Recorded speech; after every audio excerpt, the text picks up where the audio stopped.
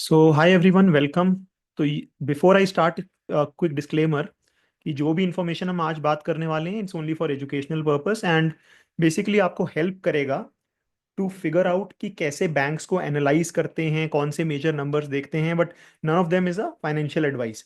And please consult your I am not a SEBI registered financial advisor and please consult SEBI registered advisor before you take any decisions. So let me quickly start कि आज हम क्या करने वाले हैं। So basically I start from hair.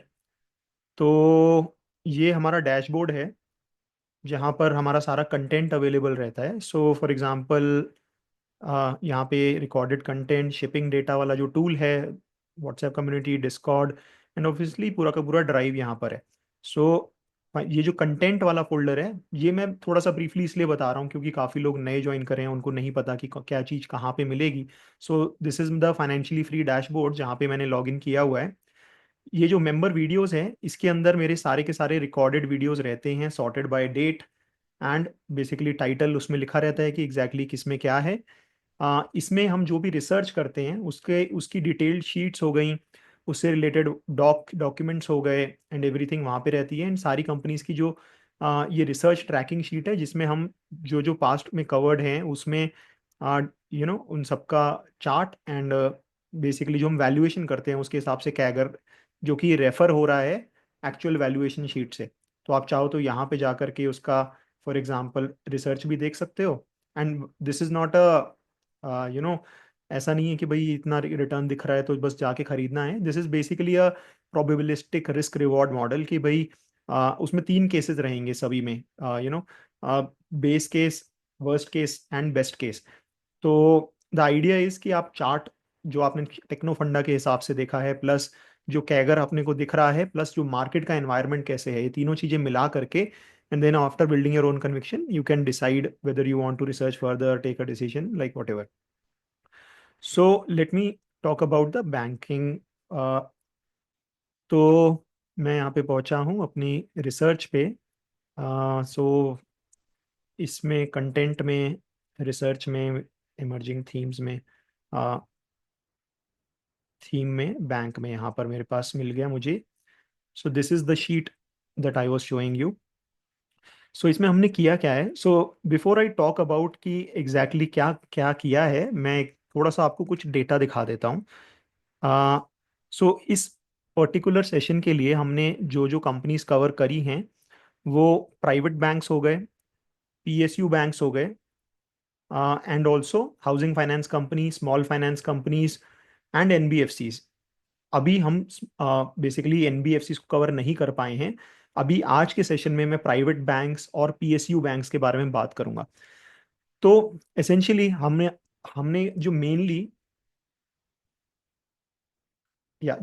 Data निकाला है वो ये सब है कि रेवेन्यू प्रॉफिट्स, हर कंपनी का revenue profit, EPS growth, NPA, gross NPA, net NPA, ROE, CASA, NIMs, cost of fund, return on asset, cost to income, book value, growth in book value, stock का price and price to book over the last 10 years.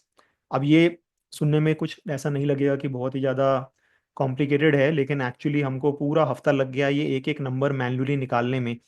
पुरानी annual report में जा जाके एक एक entry ढूंढ ढूंढ के करना हर बैंक के लिए, it was a lot of effort. But अभी हुआ क्या है, after we have filled this, हम पास्ट में जाकर के अपने सारे बायसेस, अपने सारे के सारे अजम्पशंस, अपने कैसे सेक्टर वर्क करता है, अभी कहाँ पर है सेक्टर, आगे की ट्रजेक्टरी कैसी दिख रही है, एंड आपस में किसी भी बैंक को मुझे कंपेयर करना हो या फिर एक बैंक को ओवर लास्ट 10 ईयर्स कंपेयर करना हो on various metrics and trying to figure out fundamentally कि भाई आगे सेक्टर कैसा कर सकता है, तो अब मैं वो सब काम कर सकता हूँ। एंड इनफैक्ट मैं ये सोच रहा हूँ इसके ऊपर एक यूआई बना करके एक टूल बना दूंगा। तो I think any one of us can actually use that tool to create charts and figure out कि कौन सा कोई भी बैंक अपनी हिस्ट्री में कहाँ पर है and then based on that decide कि कैसा लग रहा है। सो लॉन्ग स्टोरी शॉर्ट, इस पूरे डैशबोर्ड के ऊपर, इस पूरी की पूरी नंबर्स के ऊपर मैंने अभी के लिए ये डैशबोर्ड बनाया है। And this dashboard is a dynamic dashboard जिसमें आप कोई भी मेट्रिक को कंपेयर कर सकते हो अक्रॉस बैंक्स, अक्रॉस ईयर्स। तो फॉर एग्जांपल, जैसे अभी के लिए बहुत ज़्यादा सिंपल एग्जांपल है यहाँ पर, ये रेवेन्यू को कंपेयर कर रहा है। ये रेवेन्यू को देख रहा है। फॉर एग्जांपल एक्सिस बैंक का 2014 में 30,000 करोड़ का रेवेन्यू था, जो कि आज 1,12,000 करोड़ का है। सिमिलरली सीयूबी का इतना था, सीएसबी का इतना, federal bank, HDFC and so on. Right, इसमें ये सारे के सारे प्राइवेट बैंक्स हैं। ये अलग अलग मैट्रिक्स हैं जिनके बारे में अभी हम इंसाइट्स निकालने की कोशिश करेंगे इनसे। एंड सिमिलरली नीचे कुछ पीएसयू बैंक्स हैं जिनमें आप ये सेम मैट्रिक्स पे फिल्टर लगा करके कुछ कुछ कुछ कुछ कर सकते हो। ठीक है। तो सबसे पहला सवाल ये आता है कि यार आज की डेट में ये जो बैंकिंग सेक्टर है वो कहाँ पर है अपनी साइकिल में। राइट, क्योंकि नंबर्स इतने ज़्यादा हैं, इन नंबर्स को समझना और एक्चुअली में इंटरप्रेट करना कोई आसान काम नहीं है। ये समझना कि भाई कहाँ पे अब ये नंबर कैसे दिख रहे हैं हिस्टोरिकल उससे कंपेयर करके। तो मैं क्या करूँगा, मैं वेरी वेरी सिंपल, मैं यहाँ पे एक एनपीए का नंबर, अच्छा मैं ना एक एक करके मैट्रिक्स के बारे में थोड़ा थोड़ा बात भी करता जाऊंगा जैसे जैसे मैं प्रेजेंट करूंगा, ताकि अगर किसी को, वैसे हमने लास्ट सेशन में काफ़ी डिटेल में बैंक्स के, हाउ टू एनालाइज बैंक्स, इसके बारे में बात करी थी, लेकिन ब्रीफली मैं यहाँ पर भी बात करता रहूंगा क्योंकि शायद काफ़ी लोग नए होंगे एंड उनको नहीं पता होगा कि बैंक्स को कैसे एनालाइज किया जाता है। सो फॉर एग्जाम्पल ये एक मीट्रिक है जो कि है एनपीए, नॉन परफॉर्मिंग एसेट का। तो मुझे ये लगता है कि अगर मैं एनपीए की साइकिल को देख लूं अक्रॉस ईयर्स, अक्रॉस बैंक्स, तो मुझे सेक्टर का ठीक ठाक आइडिया लग जाएगा।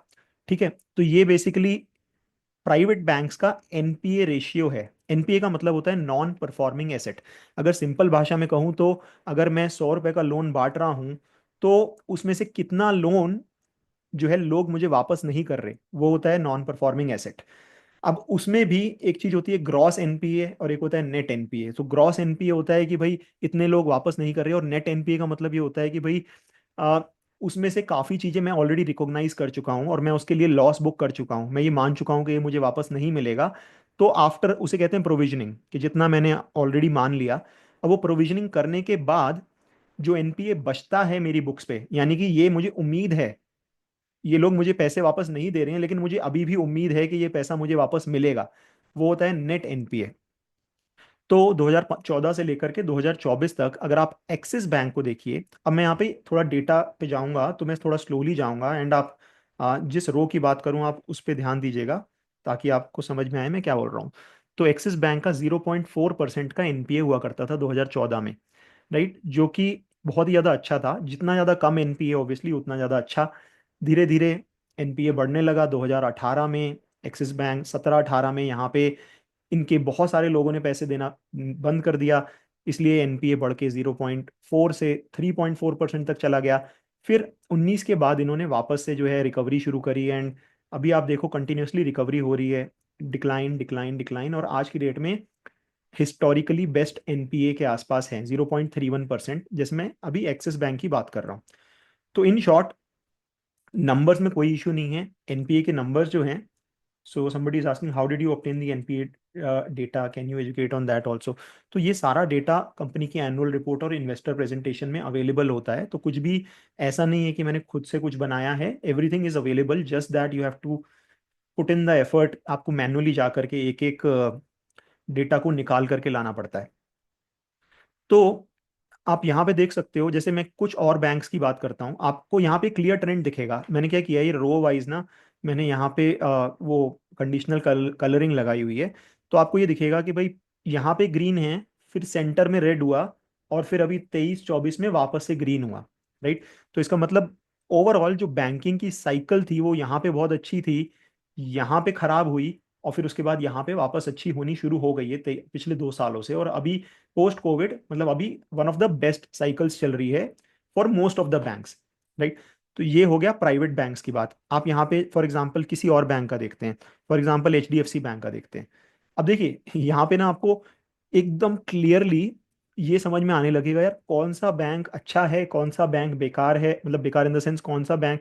अच्छा, before I step into that दैट, अगर कोई बैंक हर साइकिल में, देखिए, इकोनॉमिक साइकिल्स होती हैं। इकोनॉमिक साइकिल में कभी इकोनॉमी बहुत अच्छा कर रही है, कभी इकोनॉमी बहुत खराब कर रही है, कभी जीएसटी आया, उसकी वजह से बिजनेसेस के ऊपर इम्पैक्ट आया, राइट।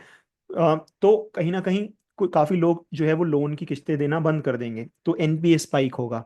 या फिर कोई और, फॉर एग्जांपल अगर माइक्रो फाइनेंस की बात कर रहे हैं, तो अगर लेट से कहीं पे फ्लड आया, कहीं पे ड्रॉट आया, या कुछ भी इवेंट हुआ, तो हर चीज़ का फर्क पड़ता है बैंक्स के ऊपर, क्योंकि बैंक एक ऐसा सेक्टर है जो कि हर चीज़ से इम्पैक्ट होता है। कुछ भी इवेंट्स हो रहे हैं, हर चीज़ का कुछ ना कुछ इम्पैक्ट किसी ना किसी कंपनी के ऊपर, किसी ना किसी हाउस होल्ड के ऊपर आता है, एंड अल्टीमेटली बैंक हर किसी को लोन देता है, तो इनके ऊपर भी वो इम्पैक्ट आता है। तो एचडीएफसी बैंक पे आते हैं। आप देखो यहाँ पे, ये यहाँ से लेकर के यहाँ तक पूरी की पूरी रो ग्रीन है। कभी ऐसा हुआ ही नहीं कि एचडीएफसी बैंक कभी रेड में गया हो। इसका मतलब ये है कि एचडीएफसी बैंक, ये नेट एनपीए की मैं बात कर रहा हूँ, ग्रॉस एनपीए में शायद थोड़ा सा अलग होगा, अभी ऊपर जाके फिल्टर करके वो भी देखेंगे।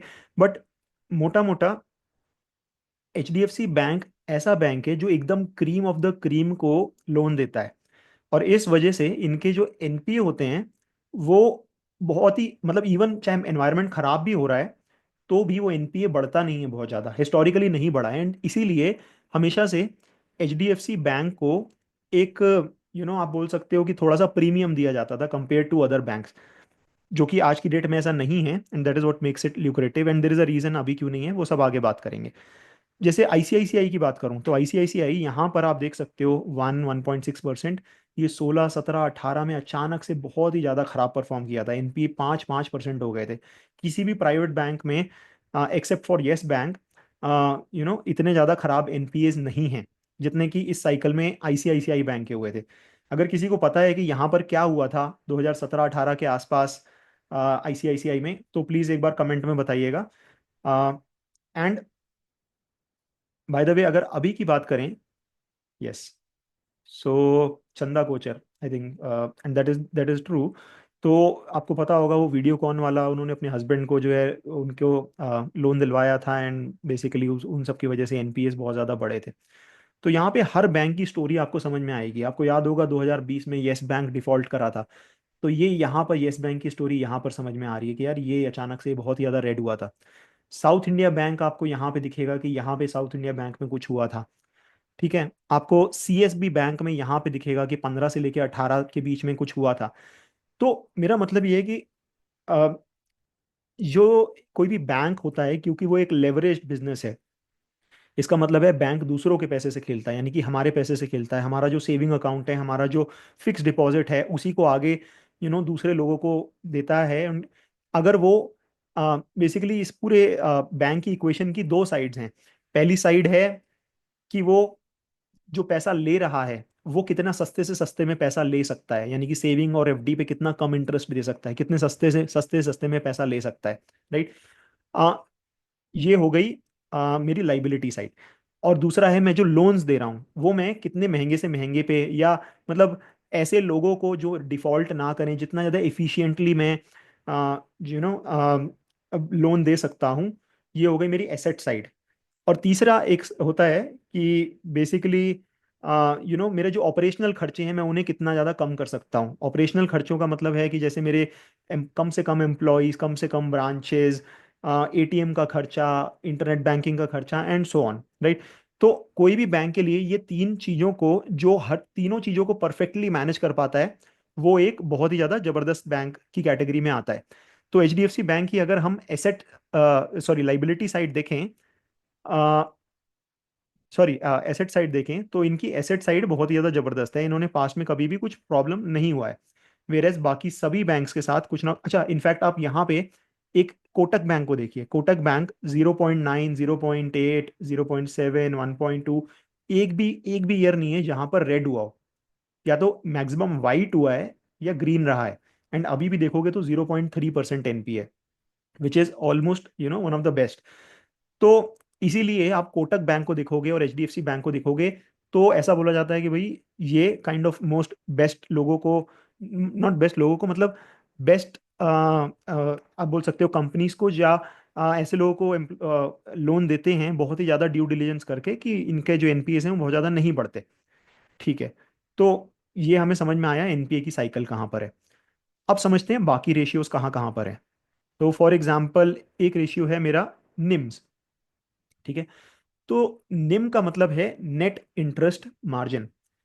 अब नेट इंटरेस्ट मार्जिन का मतलब ये है कि भाई मैं, लेट्स से कि अगर एक बैंक हूँ, मैं 4% पे लोन ले रहा हूँ, मतलब 4% पे सेविंग और डिपॉजिट्स ले रहा हूँ, और मैं 8% पे आगे दे रहा हूँ।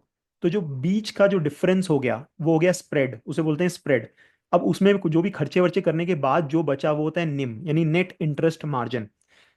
मोटा मोटा ये समझें कि भैया जो भी मैंने लोन दिया उस पे मैंने नेट नेट कितना कमाया खर्चे वर्चे करने के बाद, वो हो गया मेरा नेट इंटरेस्ट मार्जिन। अब जब ये जो नेट इंटरेस्ट मार्जिन है ये इंटरेस्ट रेट की साइकिल से इंपैक्ट होता है। अच्छा, इंटरेस्ट रेट की साइकिल से कैसे इंपैक्ट होता है कि अगर कल कोई भी बैंक जो है वो, फॉर एग्जांपल जब आरबीआई रेट कट करने लगता है, जैसे आज की डेट में आप देखो आरबीआई बोल रहा है इस साल 2 रेट कट करेगा। तो जब रेट कट होता है और कोई बैंक है जो रेट कट होते ही जितने भी लोगों ने लोन दिया है उनका भी लोन का रेट कट कर देता है, राइट। वो जानबूझ के नहीं करता, उसे करना पड़ता है क्योंकि कंपटीशन इतना ज्यादा है कि अगर वो नहीं करेगा तो काफी लोग लोन शिफ्ट करके दूसरे बैंक के पास ले जाएंगे। तो अ, तो जो उसका जो मार्जिन है वो शायद कम हो जाएगा अगर अगर वो इक्वल अमाउंट से अपने सेविंग और एफडी के इंटरेस्ट को कम नहीं करता है, राइट। तो बेसिकली जो मेरा कॉस्ट ऑफ फंड्स है, यानी जिस रेट जिस परसेंटेज पे मैं फंड उठा रहा हूं और जिस रेट पे मैं लोन बांट रहा हूं, वो बेसिकली अगर एक आइडियल सिनेरियो में देखें तो एक अच्छा बैंक वो है जिसे फर्क ही नहीं पड़ता, चाहे वो कॉस्ट ऑफ फंड बढ़ रहा है या कम हो रहा है, वो अपना जो है बीच में मार्जिन लगा के इजीली पास ऑन करता रहता है, राइट। वेयर एज एक कुछ बैंक्स ऐसे हैं जो कि नहीं पास ऑन कर पाते, और उसका कुछ ना कुछ रीजन है, वो मेजर रीजन है कंपटीशन। तो आप यहां पर देख सकते हो, जैसे अब ये समझते हैं निम्स की साइकिल कहां पर चल रही है। जैसे एक्सिस बैंक के केस में आप देखिए, एक्सिस बैंक के केस में 2014 से लेकर के 2024 तक जो निम था वो 3.78 और 4 के बीच में था। एंड बीच में हर तरीके की साइकिल हुई, लेकिन इनका जो निम था वो कोई बहुत ज्यादा खराब नहीं हुआ, right. Most of the time green रहा। सिटी यूनियन बैंक ने भी अच्छा मैनेज किया, राइट। लेकिन यहां पर आपको दिखेगा कि सीएसबी बैंक जो कि पहले निम्स बहुत ही ज्यादा खराब था, वो अब इंप्रूव करके एक्सेप्शनली हाई वैल्यूज पे ले गया है, ऑलमोस्ट 5% के आसपास ले गया है, जो कि पहले एक टाइम पे 2% भी था। अगर आप H D F C bank को देखोगे तो 4.4, और आप बोल सकते हो कि यहाँ पे 4.1। अब ये 2024 में यहाँ पर एक सडन डिप हमको देखने को मिला है, एंड ये जो डिप है ये वन ऑफ है, that is because of the merger. Merger की वजह से यहाँ पर निम इम्पैक्ट हुआ है, एंड अभी अगर इनकी गाइडेंस आप देखो तो बोल रहे हैं कि धीरे धीरे वापस से अब ये इंक्रीजिंग ट्रेंड में जाएगा, और ये थोड़ा बहुत FY 25 में दिख भी रहा है। बाकियों के अभी रिजल्ट्स नहीं आए हैं इसलिए FY 25 के नंबर्स नहीं हैं। सिमिलरली आपको यहाँ पे बाकी बैंक का दिखेगा, जैसे कोटक बैंक का आप देखो, कोटक बैंक का यहाँ पे निम 5% था, यहाँ पे भी आज भी 5.3% है। बीच में डिक्लाइन हुआ थोड़ा बहुत, ऑलमोस्ट 4% के आसपास गया, लेकिन फिर भी बाकी बैंक्स के कंपैरिजन में देखें तो always one of the best names रहा है इनका, एंड बहुत ज्यादा क्रेजी डिप नहीं हुआ है, most of the time it has been in the green. Whereas कुछ बैंक्स हैं जैसे कि आपको येस बैंक का यहाँ पे दिखेगा 2.9%, 2.8%, 2.6, 2.4, तो ये लो इनका निम्स बहुत ज़्यादा खराब है। तो अब क्या हम निम को ऐसे ही कंपेयर कर सकते हैं किसी भी दो बैंक में कि भाई ये अच्छा है और ये खराब है? तो द आंसर इज नहीं कर सकते। एंड द रीजन इज कि कुछ लोग हो सकता है कि कम मार्जिन कमा करके भी बेटर रिटर्न कमा पाए, और कुछ बैंक्स ऐसे होंगे जो बहुत ज्यादा निम कमा करके भी जो है आ, बहुत ज्यादा बढ़िया नहीं करेंगे। And why? The reason is कि भाई निम तो सिर्फ मुझे ये बता रहा है कि उसमें मैं मार्जिन कितने कमा रहा हूं, लेकिन इसको मुझे कंबाइन करना है एनपीएस के साथ, यानी कि नॉन परफॉर्मिंग एसेट्स के साथ। तो अगर कोई एक ऐसा बैंक है जो बहुत ही जबरदस्त निम कमा रहा है और उसके एनपीए यानी कि डिफॉल्ट भी कस्टमर नहीं करते हैं, तो इसका मतलब ये है कि मोटा मोटा वो अपनी जो फंड्स हैं उसे बहुत तेजी से बढ़ाता जाएगा, राइट। यानी कि वो बहुत तेजी से अपनी बुक को बढ़ाता जाएगा। अब किसी को नहीं पता बुक क्या होता है, तो बैंक कैसे काम करता है, बैंक के पास थोड़ा पैसा अपना होता है और बाकी पैसा लेवरेज का होता है। तो जो अपना पैसा है वो हो गया मेरा मेरी बुक, एंड जो लेवरेज का पैसा इन दूसरे का पैसा है, राइट, वो हो गए मेरे डिपॉजिट्स। तो जब मैं लोन पे दे रहा हूँ तो मैं डिपॉजिट्स जो मेरे हैं उनको भी लोन पे दे रहा हूँ, और जो मेरा अपना पैसा है उसको भी लोन पर दे रहा हूँ।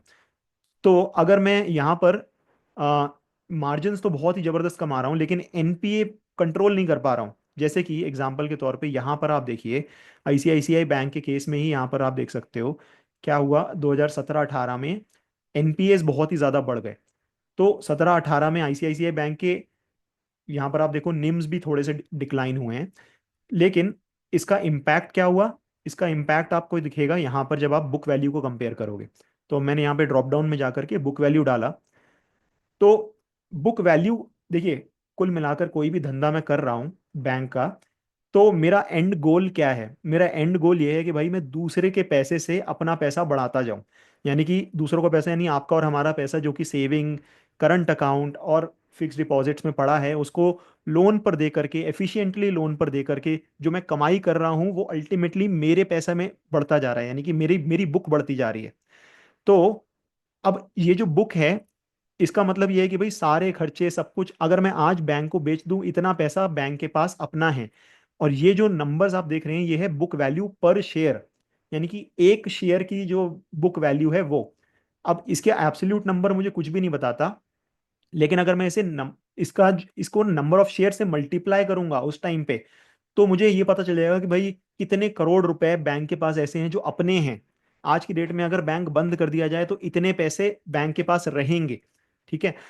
तो अगर ये जो भी, चाहे वो कैसे भी लेंडिंग कर रहा है, चाहे वो अच्छी कर रहा है खराब कर रहा है, लेकिन eight the end of the day अगर उसकी बुक इंक्रीज हो रही है तो इसका मतलब ये है कि वो सब कुछ ठीक कर रहा है।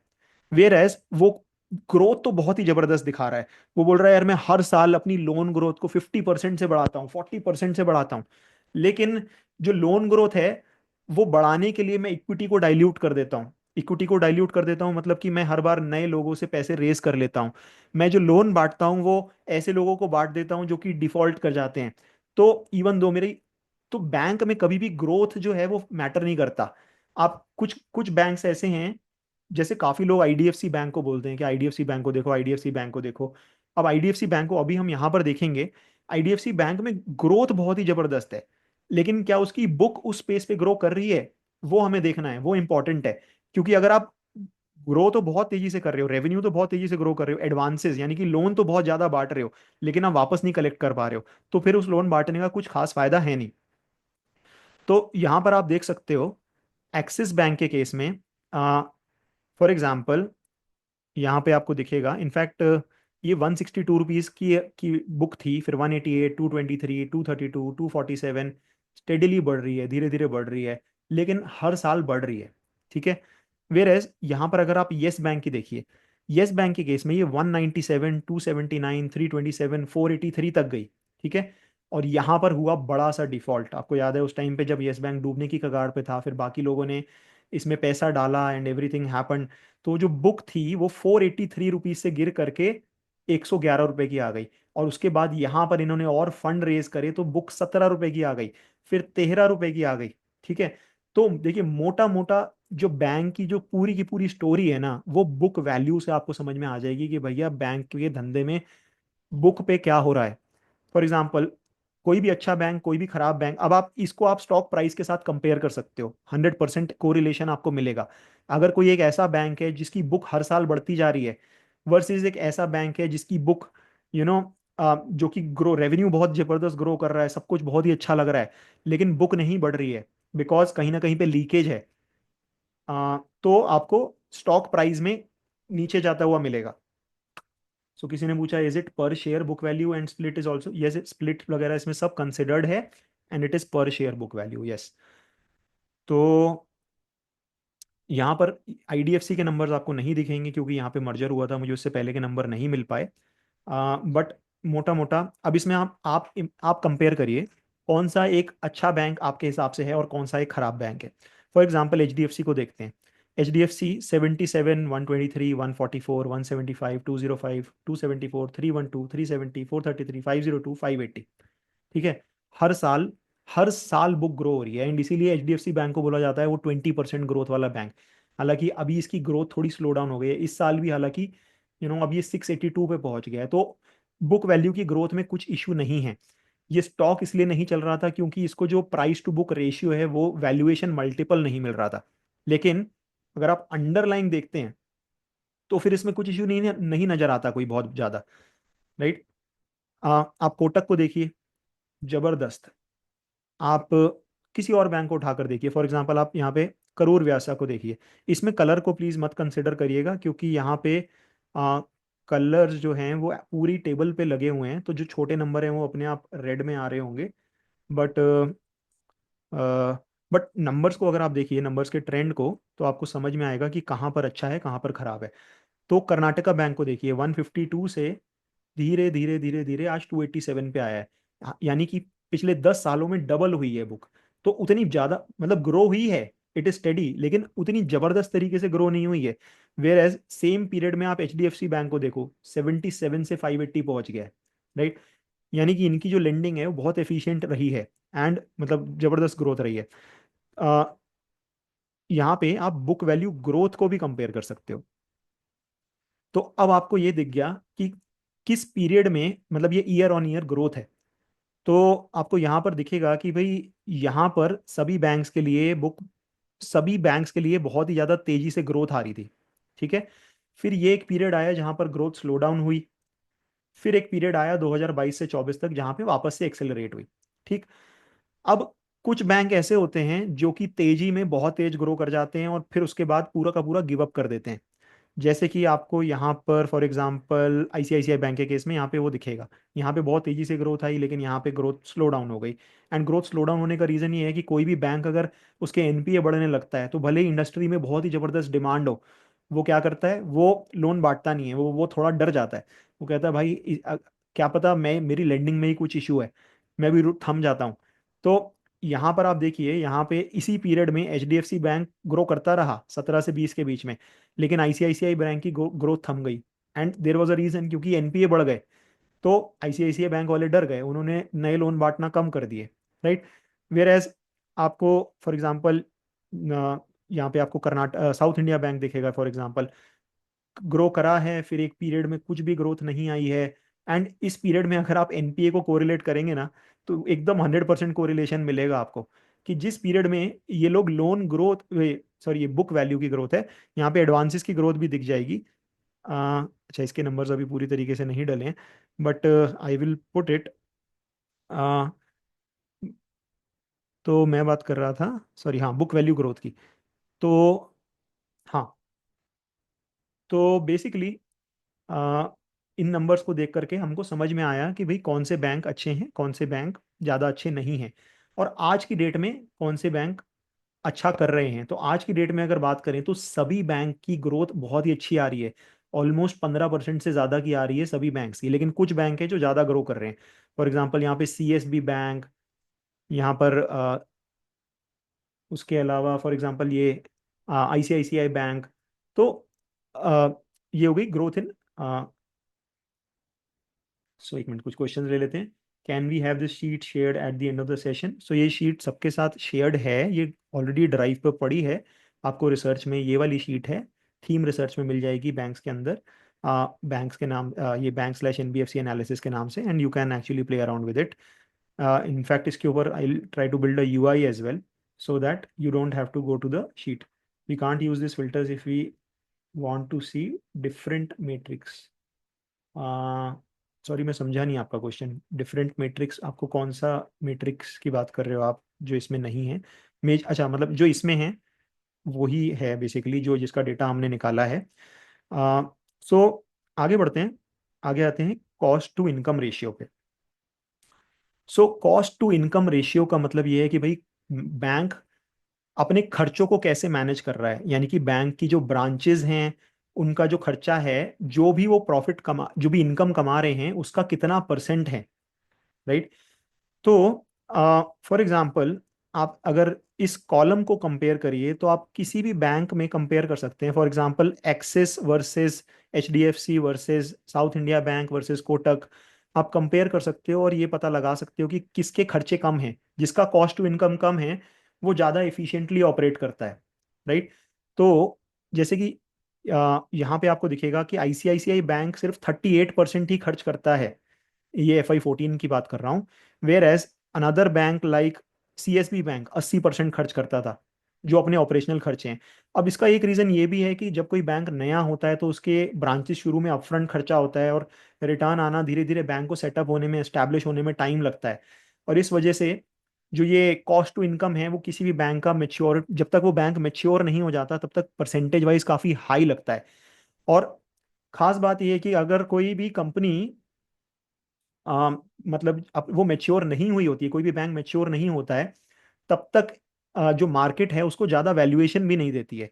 सेम अगर एनपीए होगा, लेकिन एक बैंक है जो पिछले 10-15 साल की हिस्ट्री रख के बैठा है और उसने एक ट्रैक रिकॉर्ड दिखाया है, वेयर एज एक दूसरा बैंक है जो कि उतना ज़्यादा अच्छा, मतलब कि ट्रैक रिकॉर्ड, मतलब अभी सिर्फ 2-3 साल की हिस्ट्री है, और आप इमेजिन कर रहे हो कि यार HDFC बैंक को तो 4 टाइम्स प्राइस टू बुक दे रही है, लेकिन IDFC बैंक को 1.5 टाइम्स ही मिल रहा है। तो उसका रीज़न है, उसका 1.5 टाइम्स क्यों मिल रहा है, क्योंकि अभी वो मेच्योर नहीं हुआ है। अभी हमें ये नहीं पता चला है कि वो जो लोन बुक है उसकी वो कितनी अच्छी है, क्या उसने सही तरीके से लोन बांटे हैं नहीं, उसकी 10-15 साल की हिस्ट्री नहीं है। तो आप यहाँ पर जैसे कि IDFC वर्सेज HDFC को कंपेयर करते हैं, ठीक है। IDFC का आप देखिए यहाँ पे 70-70%, दिस इज IDFC, 70-75% के आसपास कॉस्ट टू इनकम रेशियो था, यानी कि इतना खर्चा हो रहा था ब्रांच चलाने में, क्योंकि वो नई नई ब्रांचेस खोलते जा रहे थे। आज भी 72% है, और इसी वजह से इनके प्रॉफिट्स डिप्रेस दिखते हैं।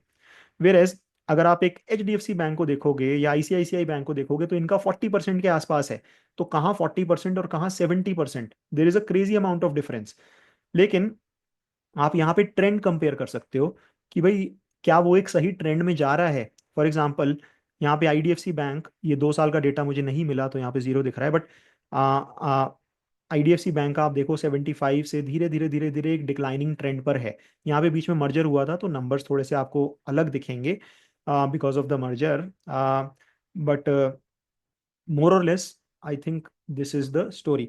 अब इसमें आप देखिए कॉलम में कंपेयर कर सकते हैं, जो कि अब क्योंकि इसमें जो फिल्टर लगा हुआ है वो लेस को रेड और बड़े नंबर को ग्रीन दिखाता है, बट आपको इसको उल्टा समझिए कि भाई कॉस्ट टू इनकम के केस में जितना कम है उतना बेटर है। तो यहाँ पे जितना ज़्यादा रेड है उतना ज़्यादा बेटर, बेटर मैनेज बैंक है। तो for example ICICI bank is the best one, HDFC is the better one. अगर हम कोटक की बात करें तो 46% है, that is also good.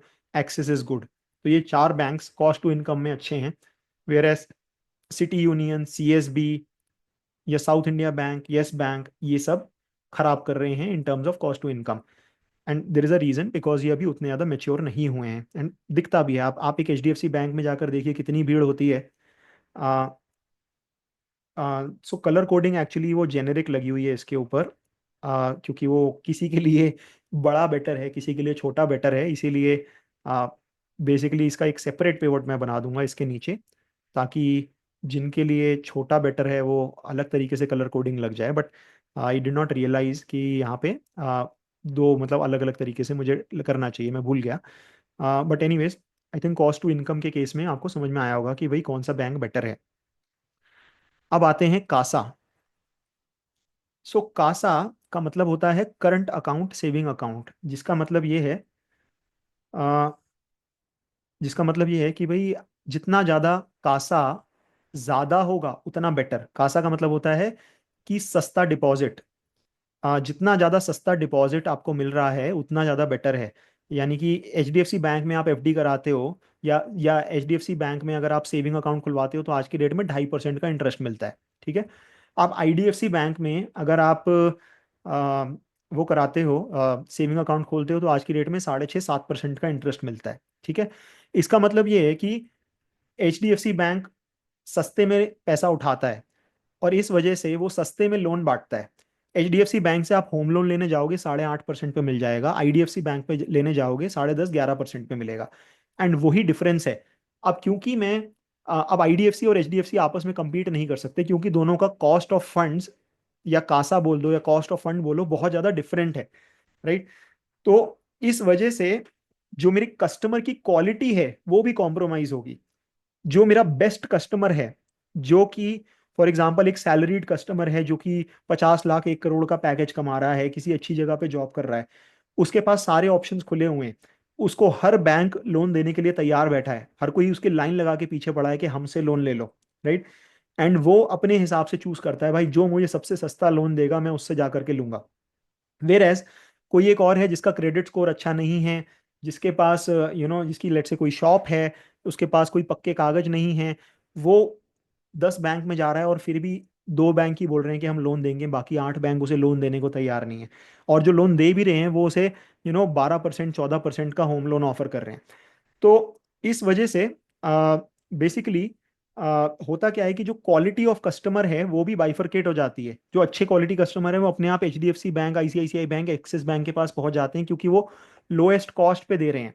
And जो रिलेटिवली उतने अच्छे कस्टमर्स नहीं हैं in terms of repayment and everything, वो पहुंच जाते हैं उन उन लोगों के पास जो कि ज़्यादा रेट ऑफ इंटरेस्ट चार्ज कर रहे हैं, जैसे कि आईडीएफसी। तो अगर आप यहाँ पर आज की टाइम पे कंपेयर करेंगे तो आपको यहाँ पर दिखेगा। अच्छा सॉरी, अभी हम कंपेयर कर रहे थे, तो मैंने जो भी स्टोरी बताई ये आएगी कॉस्ट ऑफ फंड में एक्चुअली। सो आप कॉस्ट ऑफ फंड को कंपेयर करिए तो यहाँ पे आपको एकदम क्लियर पिक्चर दिख जाएगी। तो जितनी ज़्यादा कम कॉस्ट ऑफ फंड है उतना ज़्यादा बेटर। तो फॉर एग्जांपल 2024 में आप देखिए, एक सेकेंड मैं यहाँ पे थोड़ा सा छोटा कर देता हूँ। या तो आप एक्सिस बैंक के केस में देखिए 5.15%, city union bank 4.7%, right. IDFC देखिए 6.38%, एचडीएफसी देखिए 4.9%, ICICI 4.86, south India bank 4.59, Kotak bank 4.77, right. तो आपको यहाँ पर दिखेगा कि इसमें भी कलर कोडिंग का इशू है। बेसिकली जो कम है वो, जो जितना ज़्यादा कम है उतना ज़्यादा बेटर माना जाएगा, क्योंकि कॉस्ट ऑफ फंड जितना कम होता है उतना अच्छा माना जाता है, राइट। तो आपको यहाँ पे आप कंपेयर करिए, जितना ज़्यादा रेड दिखेगा उतना बेटर है, राइट। तो जितना ज़्यादा ग्रीन है उतना ज़्यादा खराब है। मैं इसको सेग्रीगेट कर दूंगा अभी कलर कोडिंग के हिसाब से। सो फॉर एग्जांपल आप यहाँ पर देखिए, आपको दिख जाएगा कि भाई कौन सा बैंक कितना बेटर है। तो मुझे जो अच्छे बैंक समझ में आ रहे हैं वो आईसीआईसीआई, एचडीएफसी, कोटक, ये तीन, एंड साउथ इंडिया बैंक भी है, लेकिन हिस्टोरिकली मतलब दे हैव इम्प्रूव्ड। ये एक टाइम पे 7.55 पर। तो आपको कोटक का याद होगा, कोटक का आपको याद होगा कि आज से 5-6 साल पहले कोटक वाले 6% सेविंग अकाउंट पे इंटरेस्ट दिया करते थे, आपको याद होगा। उन्हें बैंक अकाउंट खुलवाने थे, यू नो इस वजह से वो बोलते थे कि भैया आप सेम काम जो आज आईडीएफसी वाले कर रहे हैं, आईडीएफसी वाले बोलते हैं कि भैया अकाउंट खुलवाओ, अकाउंट खुलवाओ, हम 6.5% देंगे, हम 7% देंगे सेविंग अकाउंट पे, राइट। तो वो चीज़ आपको यहाँ पर दिख जाएगी। कोटक में आप देखो हिस्टोरिकली 7% का कॉस्ट ऑफ फंड हुआ करता था, यही लोग लेकर आए थे सेविंग अकाउंट पे 7-7% देना। और फिर धीरे धीरे करके जैसे जैसे कस्टमर यूज टू हो गए कोटक बैंक पे, इन्होंने अपना सेविंग बैंक का इंटरेस्ट रेट कम करते गए, कम करते गए, और आज की डेट में H D F C bank से बेटर कॉस्ट ऑफ फंड्स हैं इनका, राइट। इनका 4.77 है, and H D F C का 4.86 है। Kotak in the last I restricted due to online account issues. हाँ, कोटक का क्रेडिट कार्ड का इशू भी था, वो अभी लेकिन क्लियर हो गया है। सो इश्यूज तो हैं डेफिनेटली, लेकिन आई थिंक यहाँ पर अपने को देखना ये है कि भाई, सो हमने मेन मेन मैट्रिक्स देख लिए, अब एक मैट्रिक और देख लेते हैं जो कि है for example cost of fund देख लिया, मार्जिन देख लिया, कासा भी एक बार और देख लेते हैं।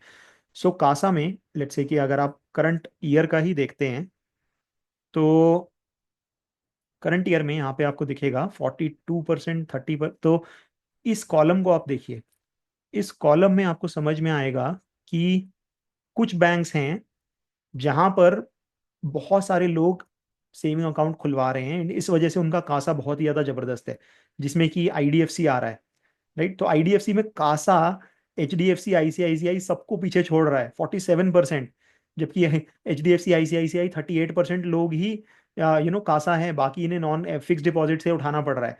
लेकिन क्योंकि इनका रेट ऑफ इंटरेस्ट ज्यादा है सेविंग अकाउंट का, तो एक्चुअली इनका कासा किसी काम का नहीं है। It is worse than HDFC bank का फिक्स डिपॉजिट। वेयर आप अगर इस कॉलम को देखिए तो आपको समझ में आएगा कि Axis bank is doing a good job and historically has done a good job. HDFC bank use to do a good job, 48% के आसपास हुआ करता था, लेकिन पिछले साल ये 38% और अभी 35% पे आ गया है कासा में।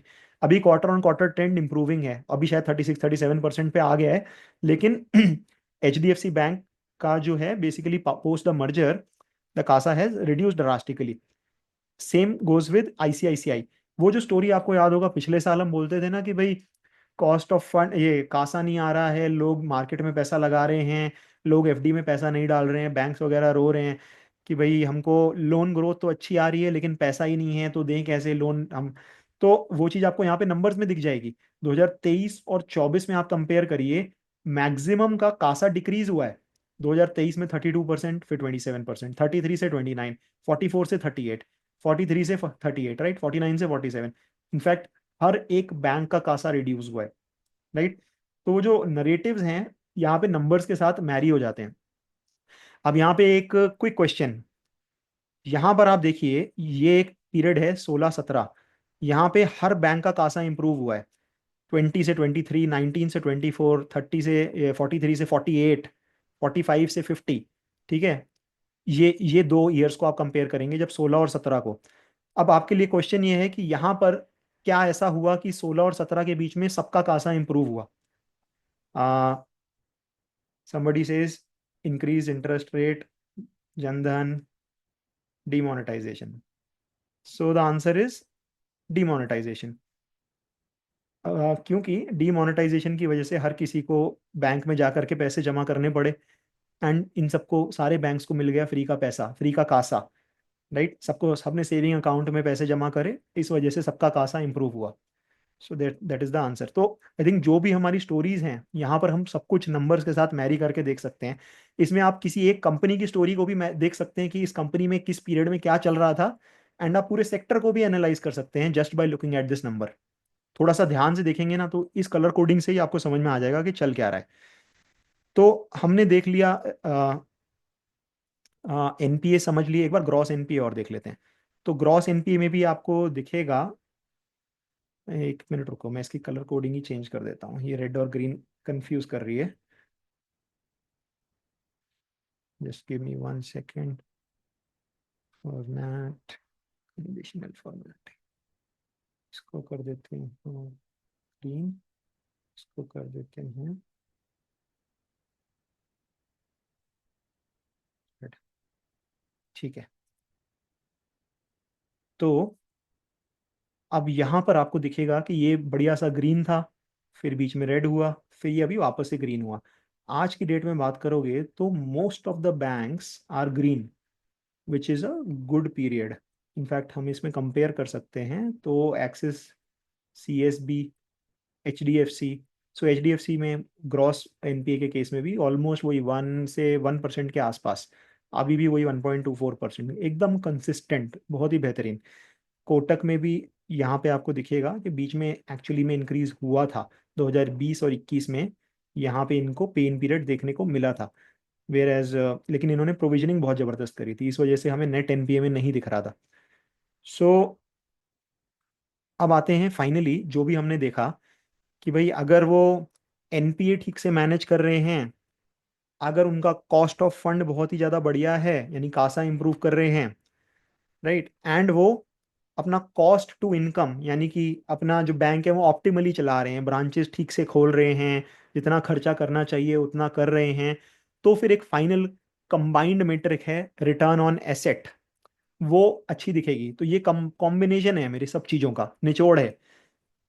ये मैं कुछ भी कर रहा हूँ, eight the end of the day अगर मेरा एक भी चीज़ गड़बड़ है तो ROA इंप्रूव नहीं होगा, ठीक है। फॉर्मूले पे नहीं जाऊंगा, सिंपल डेफिनेशन है, जो भी मेरे एसेट्स हैं उस पे मैं कितना रिटर्न कमा रहा हूँ।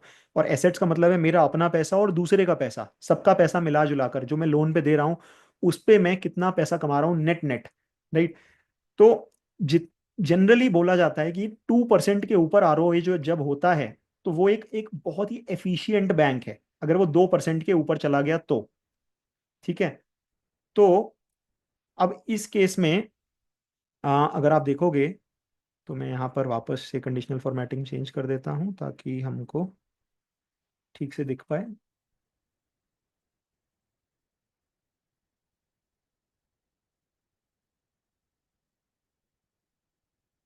ठीक। तो आरओए में अगर आप देखोगे कि भाई, आप कोटक बैंक का आरओए देखो, 2.1, 2.3, 1.6। तो most of the time two के ऊपर अभी जबरदस्त एकदम 2.7%, टू के ऊपर मैं बोलता हूँ कि अच्छा होता है। ठीक है। आप H D F C bank का देखो, हमेशा मतलब पहले थोड़ा सा 1.7, 1.8 था, लेकिन एक बार टू के ऊपर पहुंचे तो हमेशा से टू के ऊपर है। ठीक है। कोई पूछ रहा रिकॉर्डिंग मिलेगा? यस, रिकॉर्डिंग इज अवेलेबल आपको यहीं पर, जैसे मैंने आपको दिखाया था। आप इसमें लॉग इन करेंगे, यहाँ पे मेंबर वीडियोस में जाएंगे, यहाँ पे आपको रिकॉर्डिंग मिल जाएगा, sorted by date and title. तो वेयर वर वी? यस। तो अ, आप यहाँ पर देखिए, आरओए की बात कर रहे थे। एच डी एफ सी देखा, आईसीआईसीआई देखा, एक्सिस को देखिए। एक्सिस का आरओए यहाँ पे गड़बड़ हुआ है। यहाँ पे इन्होंने कुछ तो कांड किया है, फिर उसके बाद वापस से रिकवर कर गए, लेकिन आज की डेट में they are back to normal. ठीक है। लेकिन not as good as Kotak और an H D F C. 1.83 still a very good number. ठीक है। लेकिन अगर कोई और बैंक देखते हैं, for example south India bank. ठीक है।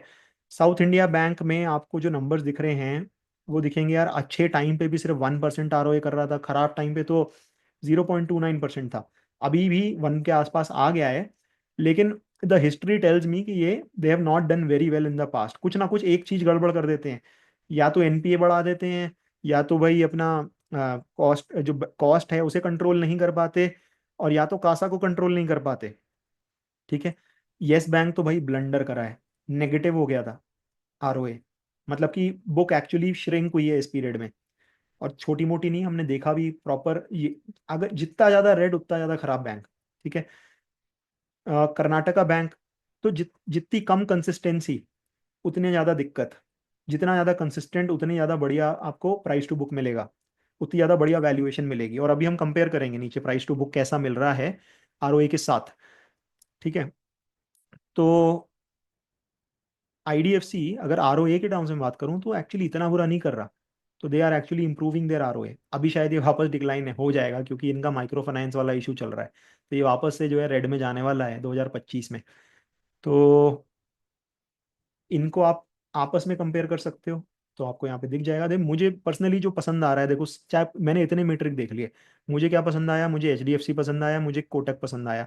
लेकिन ये सब कुछ ठीक है एज लॉन्ग एज जो बुक है वो आगे भी ग्रो करती रहेगी। और बुक सिर्फ तब ग्रो करेगी जब आपकी रेवेन्यू में ग्रोथ आती रहेगी, एडवांसेस में ग्रोथ आती रहेगी, यानी आप ज्यादा लोन बांटते रहोगे और सही तरीके से बांटोगे और सही लोगों को बांटोगे।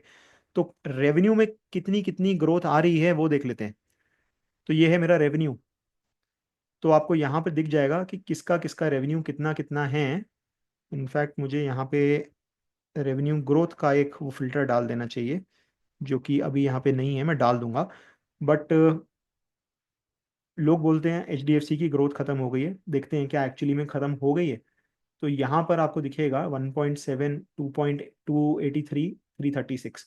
तो टॉप लाइन में तो ग्रोथ ठीक है, लेकिन इसमें जो सडन बम्प अप है वो मर्जर की वजह से आया है। राइट। तो ये 170 से 280 और 336, ये जो अचानक से जो सडन ग्रोथ आई है ना 170 से 283, ये मर्जर की वजह से है। तो ये रेवेन्यू एक्चुअली में अगर आप पर शेयर पे कंसिडर करोगे तो उतना ज़्यादा नहीं है। तो इसीलिए हम ईपीएस देखते हैं, ईपीएस में ज़्यादा समझ में आएगा, ईपीएस ग्रोथ देखते हैं। तो ईपीएस ग्रोथ में हमको समझ में आएगा कि भाई क्या चल रहा है। So H D F C को देखो, 17%, 18, 17, 19, 15, 21, कोई भी पीरियड हो, ग्रोथ आती रहेगी अर्निंग पर शेयर में। यहाँ पे ग्रोथ खत्म हो गई मर्जर की वजह से। अब ये ग्रोथ वापस आ रही है 2.3 से वापस 9.7%। ठीक है। तो एच डी एफ सी की स्टोरी अपने को सिर्फ ये नंबर देख के समझ में आ रही है। आईसीआईसीआई की देखते हैं। आईसीआईसीआई में यहाँ पे हमने देखा था चंदा कोचर वाला इशू हुआ था, लेकिन उसके बाद 20 और 21 में जबरदस्त रिकवरी, और उसके बाद कंसिस्टेंटली 30-30% की ग्रोथ, जो कि अब स्लो डाउन हो गई है, 30 से अब 13% पे आ गई है। और इसीलिए अच्छे रिजल्ट के बावजूद मार्केट ने इस बार स्टॉक को उतना ज़्यादा नहीं भगाया। आप आईडीएफसी को देखो, आईडीएफसी में आपको दिखेगा कि जो नंबर्स हैं बिल्कुल इनकंसिस्टेंट, कभी एकदम नेगेटिव कभी एकदम पॉजिटिव, कुछ कंसिस्टेंसी नहीं दिखती। ठीक है। तो ये ईपीएस है, अर्निंग पर शेयर। सिमिलरली आप बाकी बैंक्स में देखो, मतलब कंसिस्टेंसी की कमी दिखती है। तो लॉन्ग स्टोरी शॉर्ट, बैंक से पैसा कमाने के दो तरीके हैं। एक तरीका ये है कि आप कंसिस्टेंट बैंक के पास बैठिए, यानी कि एचडीएफसी बैंक के पास जाइए एंड ऐसे बैंक के पास रहिए जो कि कंसिस्टेंटली ग्रो करता रहता है एंड वो ग्रो करता करता जा रहा है आगे भी। और उसमें आप अक्रॉस साइकिल बैठ के पैसा कमा सकते हैं। या तो फिर आप इन साइकिल्स को टाइम कर सकते हैं कि भाई ये जो पेन पीरियड है वो खत्म हो गया है, अभी अगले 2-3 साल अच्छा पीरियड आएगा, अच्छा पीरियड रहेगा, जो ओवरऑल बुक है वो अगले 2-3 साल अच्छी ग्रो करती रहेगी, क्योंकि मेरा लोन ग्रोथ बहुत ही अच्छी आ रही है, अभी कहीं पर भी मेरे एसेट्स में स्ट्रेस नहीं दिख रहा है, एनपीएस बढ़ते हुए नहीं दिख रहे हैं, एनपीएस का ट्रेंड बहुत ही ज़्यादा रीजनेबल है। तो मैं बेसिकली एनपीए का ट्रेंड देखूंगा और वो जो ट्रेंड है उसके बेसिस पे पैसा लगाऊंगा। तो जब तक वो ट्रेंड है, वो डिक्लाइनिंग ट्रेंड में है, एनपीए बढ़ नहीं रहे हैं, लोन ग्रोथ आ रही है, तो उसको कंबाइन करके एंड फाइनली आरओए, वही है मेरा मोटा मोटा मेजर मेट्रिक कि आरओए बहुत ही ज़्यादा अच्छा है। तो अब कुछ कोरिलेशन समझते हैं। मैंने बोला जिस बैंक का आरओए ज़्यादा उस बैंक को वैल्यूएशन ज़्यादा मिलेगी। ठीक है, तो क्या ये बात सच है? तो देखने की कोशिश करते हैं क्या ये बात सच है या नहीं है। तो फॉर एग्जांपल हमें यहाँ पर दिखता है आरओए में एचडीएफसी का आरओए अच्छा है, आईसीआईसीआई का आरओए अच्छा है, कोटक का आरओए अच्छा है। अब यहाँ पे हम प्राइस टू बुक देखते हैं, किस बैंक को कितना मार्केट प्राइस टू बुक देती है। ठीक है, आपको दिखेगा एच डी एफ सी को हिस्टोरिकली 4-4% का देते थे, लेकिन अभी भी अगर आप आपस में कंपेयर करोगे तो आईसीआईसीआई को 3.2 टाइम्स बुक। अच्छा, किसी को नहीं पता प्राइस टू बुक क्या होता है, तो प्राइस टू बुक का मतलब ये होता है कि मार्केट एक प्रीमियम देती है एक बेटर कंपनी को compare to a worse company. And जो हम वैल्यू करते हैं बैंक्स को, वो करते हैं प्राइस टू बुक के टर्म्स में, राइट। तो अगर कोई कंपनी है जिसकी बुक 100 रुपए की है, जैसे अभी हमने बुक देखी थी, यानी कि उसके पास अपना पैसा 100 रुपए पर शेयर है, और लेकिन वो बहुत वेल मैनेज्ड बैंक है, तो मार्केट बोलेगा कि यार मैं इसको 300 रुपए पे ट्रेड कराऊंगा, इसको 3 टाइम्स प्राइस टू बुक दूंगा, राइट। वेर एज अगर कोई और बैंक है जिसकी 100 रुपए की बुक है लेकिन वो वेल मैनेज नहीं है, जो कि ग्रो नहीं कर पा रहा है, जो कि आरओए बहुत अच्छा नहीं कर पा रहा है, जो कि जिसकी कॉस्ट टू फंड्स बहुत ही ज़्यादा है, उसकी वजह से एसेट क्वालिटी अच्छी नहीं है, उसकी वजह से कॉस्ट टू इनकम रेशियो अच्छा नहीं है, वो खर्चा बहुत ही ज़्यादा करता है ब्रांचेस के ऊपर, तो मैं बोलूंगा कि यार इसको मैं सिर्फ 1 टाइम्स प्राइस टू बुक दूंगा। या फिर जिसका हिस्टोरिक ट्रैक रिकॉर्ड उतना अच्छा नहीं है, साइक्लिकल है, जो कंसिस्टेंट है उसे ज़्यादा मिलेगी, जो साइक्लिकल है उसे कम मिलेगी। तो यहाँ पर आपको दिखेगा मार्केट किसको प्रेफर करती है। हिस्टोरिकली देखिए एचडीएफसी का प्राइस टू बुक 5 से 3 के बीच में रहता था, आज की डेट में ऑल टाइम लो पे चला गया है, 2.6 पे चला गया है। उसका रीजन है हमने जैसे देखा ग्रोथ में स्लो डाउन।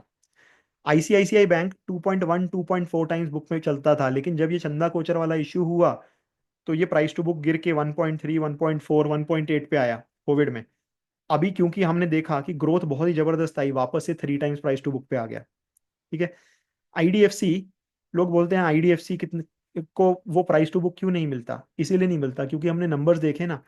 यहाँ पे आप देखिए इसको कभी भी 3 टाइम्स प्राइस टू बुक नहीं मिलता है, इसको मिलता है खराब साइकिल में 0.7 टाइम्स प्राइस टू बुक, अच्छी साइकिल में 1.7 times price to book, right.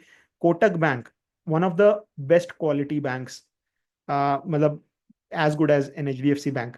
3.1 हमेशा 3 से 5 के बीच में मिलता था, आज की डेट में 2.7 मिल रहा है, still much much better than others, right. South India bank, इसको तो मिलता ही नहीं है, 0.5 जीरो, खराब साइकिल में तो 0.2 0.3।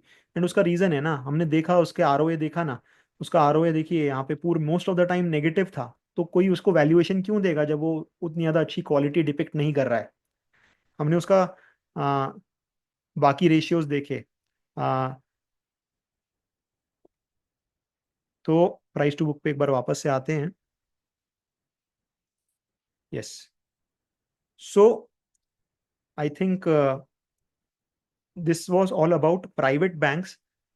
ठीक है, ये हमने ऑलमोस्ट सारे मैट्रिक्स, मेजर मेजर मैट्रिक्स हमने यहाँ पर डिस्कस कर लिए। तो somebody saying asset and revenue are correlated in banks, so yes they are correlated, क्योंकि मेरे पास जितने ज़्यादा लोन मैं बांटूंगा उतना ज़्यादा रेवेन्यू आएगा, राइट। तो इसीलिए दे आर, बट काफ़ी सारे बैंक्स कॉन्ग्लोमरेट्स हैं, उनके रेवेन्यूज जैसे फॉर एग्जांपल एचडीएफसी का एचडीएफसी म्यूचुअल फंड भी है, उनके और भी बहुत सारी सब्सिडरीज हैं, जो कि इंश्योरेंस का बिजनेस भी है, जैसे कोटक की भी बात करें, आईसीआईसीआई की भी बात करें, उनके अलग अलग बिजनेसेस हैं, तो रेवेन्यूज वहां से भी आते हैं।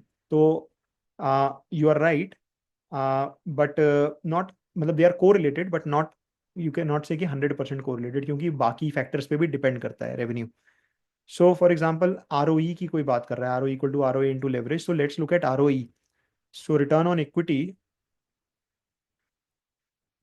इक्विटी आपको यहाँ पे दिखेगा। तो रिटर्न ऑन एसेट का मतलब ये है कि भाई मैं अपने पैसे, दूसरे पैसे, सबके पैसे मिला के कितना रिटर्न कमा पा रहा हूँ।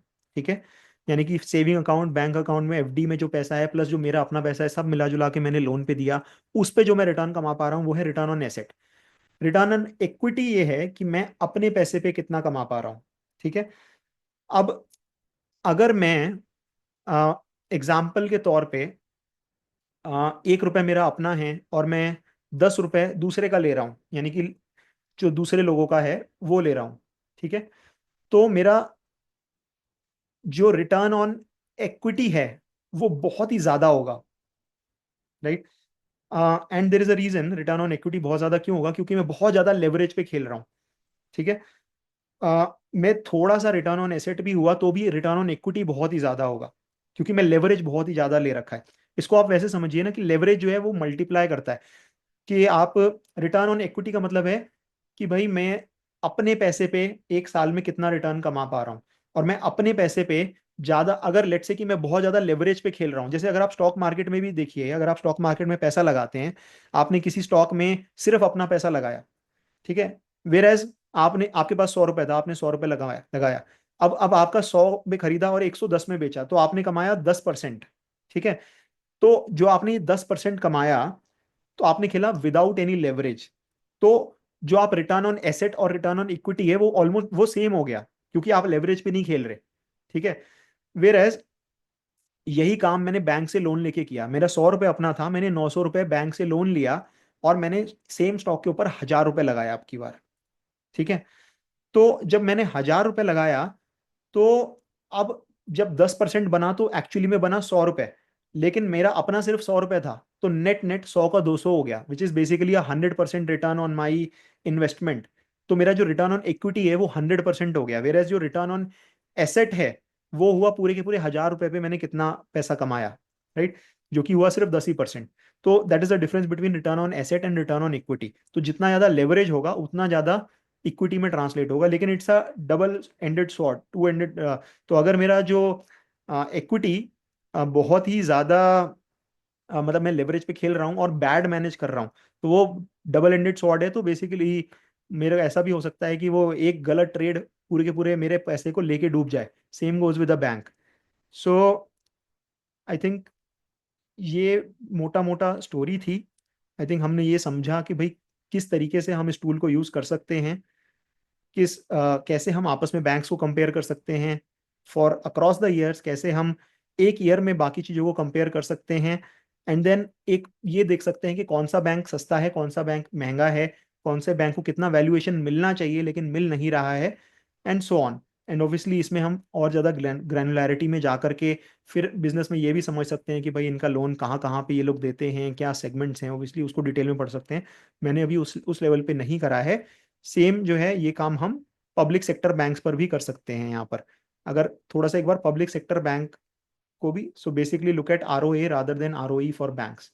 सो you look at both of them, ROA and ROE both, क्योंकि ROE will tell you how much leverage the bank is, ROA will tell you कि भाई मैनेज कितना अच्छे से कर रहे हैं अपने पैसे और दूसरे पैसे, सबके पैसे को मिला करके। सो फॉर एग्जाम्पल यहाँ पे PSU बैंक्स में देख लेते हैं कि यहाँ पर क्या चल रहा है। सो लेट्स से कासा की बात करते हैं। तो आप यहाँ पे देखिए कासा, उतना डिटेल में नहीं जाएंगे जितना कि ऊपर गए थे, तो इसको थोड़ा जल्दी जल्दी से स्किम कर लेते हैं, तो I think will get an overview. तो आपको यहाँ पे दिखेगा ये जितने भी बैंक्स हैं, SBI, PNB, हाँ बैंक ऑफ बड़ौदा, सबका 40% से ज़्यादा कासा है, which is all decent. Union Bank का कम है एंड कैनरा बैंक का कम है, ठीक है, लेकिन फिर भी एक ठीक ठाक कासा है। बात करते हैं NPAs की। तो NPA हमें यहाँ पर दिखेगा, सेम वो कलर कोडिंग उल्टी है, बट आप इमेजिन करिए जितना ज़्यादा ग्रीन है वो यहाँ पे उतनी ज़्यादा इनकी हालत ख़राब हुई थी। तो यहाँ पे आप समझ सकते हो 18% एनपीए गया था, 15% एनपीए गया था, which is like crazy. Bank डूबने वाले की कगार पे हो गया। तो ये आपको याद होगा 18-19 में यहाँ पे वो स्कैम्स हुए थे, एंड उसकी वजह से ये PSU banks were the most hated banks. ये 17-18-19 साइकिल में इनकी जो एनपीएस थे आप देख सकते हो, 10, 9, 7, सारे के सारे पीएसयू बैंक्स की हालत खराब थी, राइट। एंड आज की डेट में even the PSUs have one of the most pristine balance sheets. Even a state bank आप देख सकते हो 2.2% एनपीए है, विच इज लेट्स से अगर आप प्राइवेट बैंक से कंपेयर करते हो एनपीए, ग्रॉस एनपीए, तो not bad actually I would say. कि आप देखो यहाँ पे कोटक का अगर 1.4 है, एचडीएफसी का भी 1.24 है, बाकी आप देखो बाकियों के तो ज़्यादा ही हैं। एंड एसबीआई आज की डेट में 2.24 पे है, which is a very very decent NPA number. तो बेसिकली इन्होंने पिछले कुछ सालों में, पिछले 2-3 साल में अपनी लोन बुक को ढंग से मैनेज किया है, काफ़ी बढ़िया से प्रोविजनिंग करी है, एंड वो पूरी प्रॉपर वो साइकिल प्ले आउट होती हुई दिख रही है, राइट। सेम चीज़ आपको यहाँ पे आप निम्स में देख सकते हो। इनके जो निम्स हैं ऑलमोस्ट 3% के आसपास हैं, जो कि पहले कम थे। सो इनके आरओए, फाइनल आरओए नंबर पे ही देखते हैं, वही kind of most important number है। None of these public sector banks has a 2% ROA. सबका आरओए 1% के आसपास है, जो कि मतलब पब्लिक सेक्टर बैंक के हिसाब से not that bad but not that good as well. तो इन शॉर्ट एसबीआई को कभी भी एचडीएफसी या कोटक के बराबर प्राइस टू बुक क्यों नहीं मिलता, इस वजह से नहीं मिलता। हालांकि इन बैंक्स की खास बात यह है कि इनके cost of fund public sector banks के प्राइवेट सेक्टर बैंक से कम होते हैं। एंड उसका रीजन बहुत ही ज्यादा सिंपल है कि ज्यादातर लोग बोलते हैं यार प्राइवेट में पैसा डूब सकता है, तो ज्यादातर लोग एसबीआई में या पीएनबी में प्रेफर करते हैं, भले ही उनके एनपीए ज्यादा हों, क्योंकि गवर्नमेंट आ जाती है बचाने के लिए बैंक को। और इस वजह से आप यहाँ पे देखोगे तो जो कॉस्ट ऑफ फंड है पब्लिक सेक्टर बैंक की वो है 4-4.5% के आसपास, 4.88, 4.47, 4.81, 5। तो एक अब a second tier public sector bank has a better cost of fund than a well managed private sector bank. तो फॉर एग्जांपल अगर आप कॉस्ट ऑफ फंड पे कंपेयर करते हो, तो आपको यहाँ पर दिखेगा कि एक्सिस बैंक का, या फिर आप देखो फॉर एग्जांपल कोटक बैंक का 4.77 है, या एक्सिस बैंक का 5.15 है, right.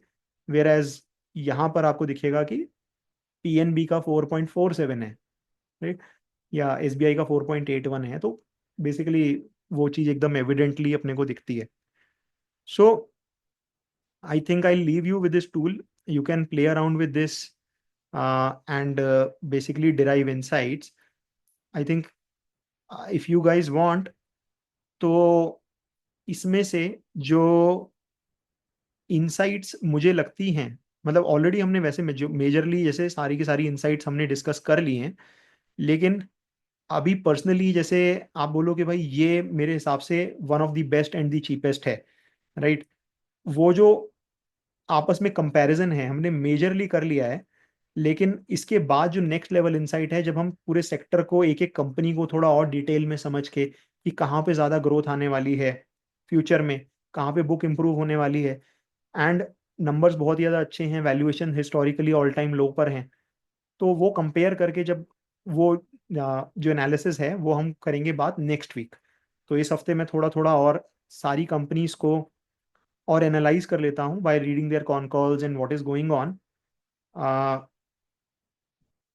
So I'll just, it is practically possible. So basically, I'll just look at the latest ones, not the historical. That is practically not possible. But basically, just to get a summary of every bank कि भाई क्या चल रहा है, क्या बोल रहे हैं, and then try to figure out जितने भी ये banks हैं, and then compare it. Uh, Tool in the dashboard is not allowing to select drop down. Look in the access needs to be provided. Uh, okay, I'll check why it is not allowing. सो इसमें NBFC and housing finance के ऊपर अभी charts नहीं बने हुए हैं, but if you really want to look at it, यहाँ पे data is available for the housing finance companies and some of the NBFCs as well. So we it's still a work in progress. I tried my best to do as much as possible last week, but the exercise was humongous, and therefore I could not finish it. But nonetheless, I'll give you this tool. आप लोग इसके साथ play around करिए, and uh, with the slowdown in economy, what's the reason for banks to be seen as a good investment at this time?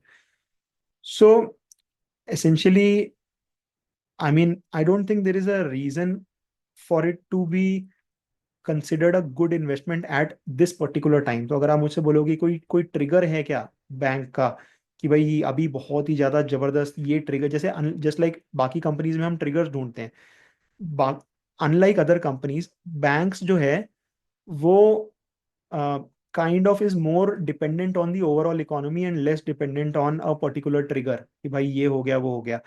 In general GDP growth आती रहती है तो bank ठीक ठाक ग्रो करते रहते हैं. The reason why I feel bank is at a good spot is because पिछले 2-3 साल में ये जो इम्प्रूवमेंट हमको दिखी है, आपको नंबर्स में आपको दिखेगी, ये 2023 24 25 में जो इम्प्रूवमेंट दिखी है वो प्राइस में इम्प्रूवमेंट में ट्रांसलेट नहीं हुई है.